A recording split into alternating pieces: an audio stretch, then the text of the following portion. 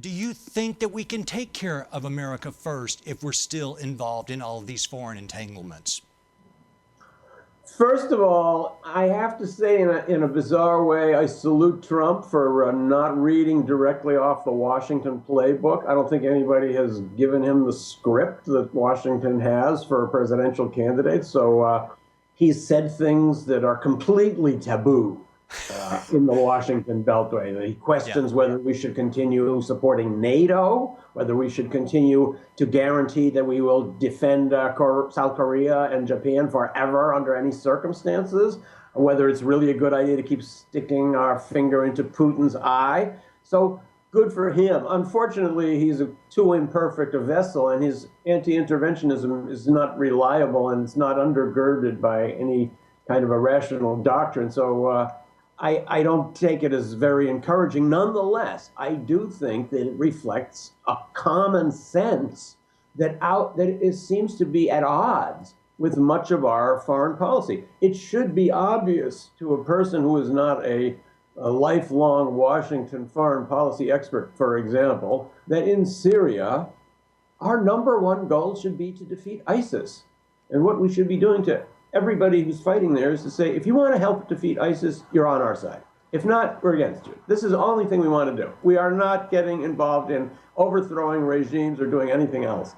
So why are we trying to shape the Middle East still and shape so much of the rest of the world when we have had such a failure in shaping our own country? And I do think there's a connection. I think people in much of the world look at the United States now and see our crumbling infrastructure, our corrupt political system, the crazy presidential campaign, and wonder what sort of an example we expect to set for the rest of the world.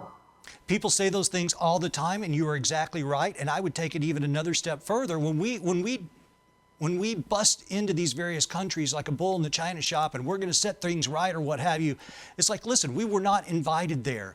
And by being there and occupying and running amok, it does not allow the people whose country it truly is to settle those problems that existed. It's not up to us to fix those things, and they don't want us to fix them anyway. And I would even go a step further. You create a situation of moral hazard. That is, you give the factions inside the country no incentive to negotiate with each other. Yes. This is another thing we did with Syria. So as soon as there were demonstrations against Assad in 2011, the Americans jumped up and said, Assad must go. Okay, we don't want him. He's finished. Now, as a result of this, the opposition groups, many of which were simply asking for certain reforms, not the overthrow of the entire governing system, thought to themselves, well, there's no reason for us to negotiate any kind of a peaceful solution. The most powerful country in the world has just announced they want Assad gone altogether. So let's just fight against him.